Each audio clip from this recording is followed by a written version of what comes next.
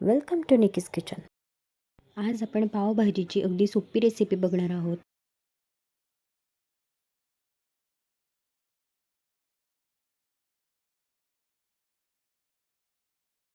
त्यासाठी कुकरमध्ये वाटाणे, टोमॅटो, फ्लॉवर, सिमला, बटाटा आणि थोडंसं बीट घालून 2-3 शिट्ट्या करून घ्याव्यात.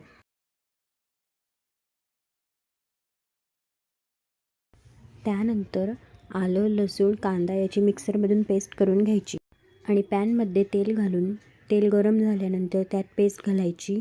त्यात हळद, तिखट घालून 5 ते 6 मिनिट परतून घ्यायचं. त्यानंतर कुकरमधल्या भाज्या मॅश करून त्यात घालायच्या आणि थोडं पाणी घालून व्यवस्थित मिक्स करून घ्यायचं. त्यानंतर थोडा पावभाजी मसाला आणि मीठ घालायचं. 5-10 मिनिट उकडल्यानंतर बटर घालायचं आणि गॅस बंद करायचा.